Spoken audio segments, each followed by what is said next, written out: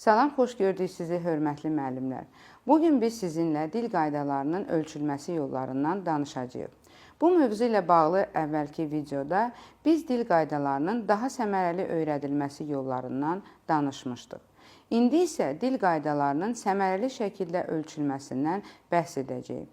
Qeyd etdiyimiz kimi, dil qaydaları şagirdlərə aşağıdakı kimi öyrədilməlidir. Funksional şəkildə, kontekst daxilində, məntiqi şəkildə və sistemli şəkildə. Dil qaydaları yazılı və şifahi nitqin savadlı olmasına xidmət edir. Əgər qayda buna xidmət edirsə, demək ki, qaydanın özündən çox onun istifadəsi ölçülməli və dəyərləndirilməlidir. Razılaşaq ki, qaydanı tətbiq edən şagird bu qaydanı bildiyini də nümayiş etdirir. Gəlin dil qaydalarının hansının şifahi, hansının yazılı nitqi savadlı şəkildə formalaşdırdığını müəyyənləşdirək. Şifahi nitq sözlərin tələffüzü, intonasiya, vurğu, bura heca və məntiqi vurğu daxildir, cümlə quruluşu, sözlərdən yerində və effektiv istifadə, müxtəlif məqsədlərə xidmət edən mətnlər tərtib etmək, üslublar və s. Yazılı nitq orfoqrafiya qaydaları, punktuasiya, cümlə quruluşu, sözlərdən yerində və effektiv istifadə, müxtəlif məqsədlərə xidmət edən mətnlər tərtib etmək, üslublar və s. Gördüyünüz kimi, orfoqrafiya və orfoepiyadan başqa digər bütün qaydalar hər iki nitqdə eynilik təşkil edir. Bunu da əlavə etmək istərdik ki, cədvəldə dil qaydalarının bir qismi öz əksini tapmışdır. Məsələn, morfologiyaya aid heç bir qayda əks edilməmişdir.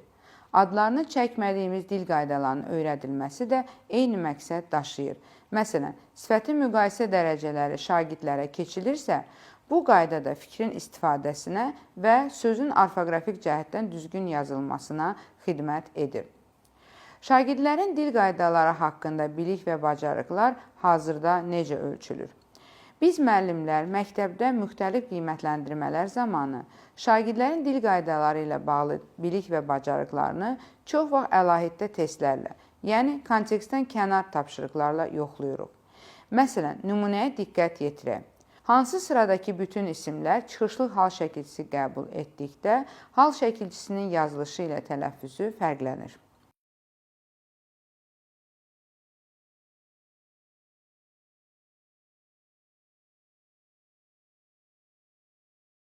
Gördüyünüz kimi, tapşırıq çox seçimli tapşırıqdır. Şagirdlərə 5 variantda kontekstdən kənar sözlər təqdim edilmişdir. Gəlin özümüzə sual verək. Sual nəyi ölçür? Sonu NM hərfləri ilə bitən sözlərə çıxışlıq hal şəkilçisi əlavə ediləndə dan-dən şəkilçisi nan-nən kimi tələffüz edilir. Bu qaydanı əzbər bilən şagird onu tətbiq etmədən yalnız sözlərin sonundakı samitlərə diqqət yetirməklə sualı cavablandıra bilər. Nəticədə, müəllim bu suala cavab verən şagirdin müvafiq qaydanı bilib-bilmədiyini müəyyənləşdirir. Qaydanı bilmək hələ onu istifadə etmək mənasına gəlmir. Başqa nümunəyə diqqət edək. Birinin yazılışı səhvdir.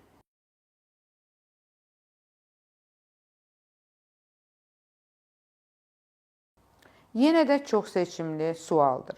Şagirdə 5 variantda kontekstdən kənar sözlər təqdim edilmişdir. Sual şagirdin sözün yazılış qaydasını bilib-bilmədiyini yoxlamağa xidmət edir. Yenə də eyni sualı verək. Sual nəyi ölçür? Bu suala cavab verən şagird haqqında demək olarmı ki, onun yazısı orfoqrafik cəhətdən savadlıdır? Daha bir nümunəyə diqqət yetirək. Hansı sözün tələffüzü səhv verilmişdir?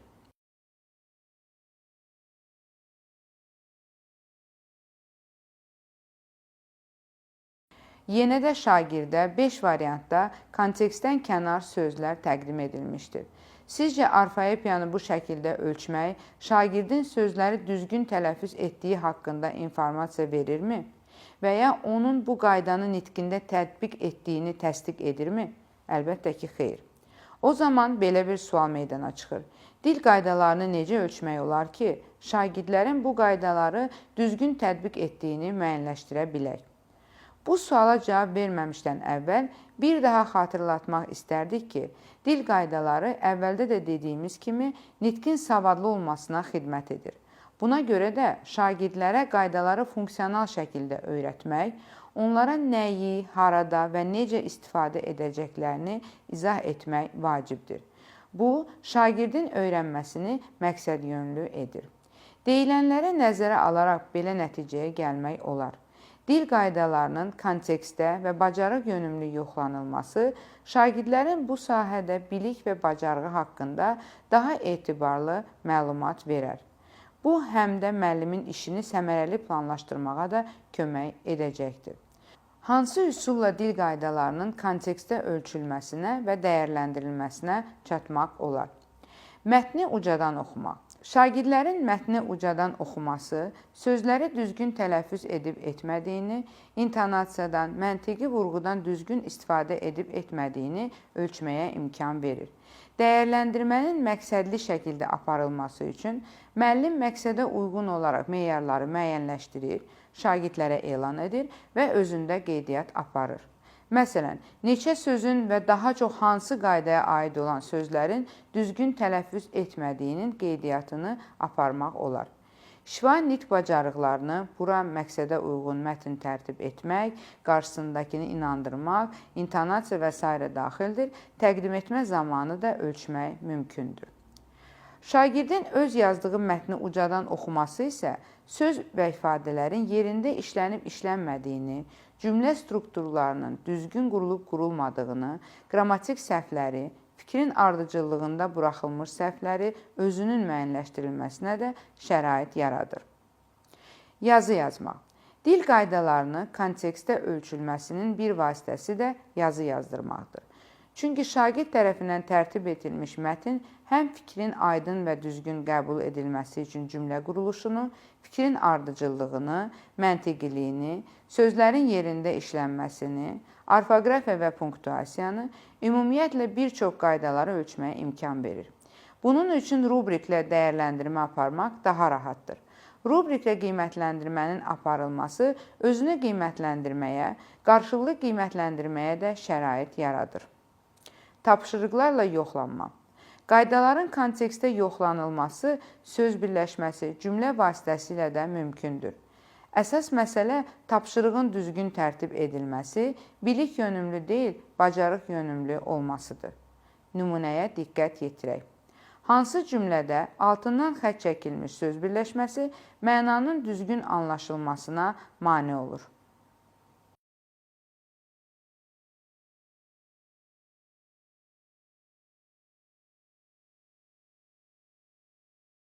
Yenə də çox seçimli tapşırıqdır, lakin bacarıq yönümlüdür. Belə ki, tapşırıqda altından xətt çəkilmiş birləşmələrin ikinci və üçüncü növ təyinli söz birləşmələri olduğunu görürük.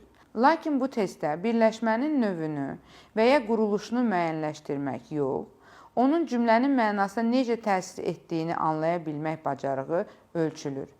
Bunu anlayan və dili duyan şagird nitqində də bu məsələyə diqqət yetirəcəkdir.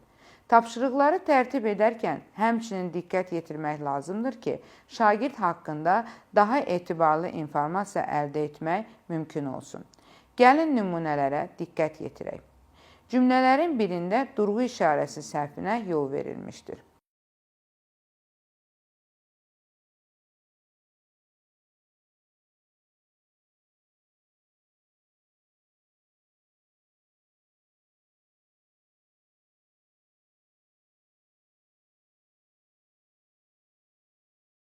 Daha bir nümunəyə diqqət yetirək. Yenə də tapşırığın şərti durğu işarələri ilə bağlıdır. Cümlədə hansı durğu işarələri buraxılmışdır?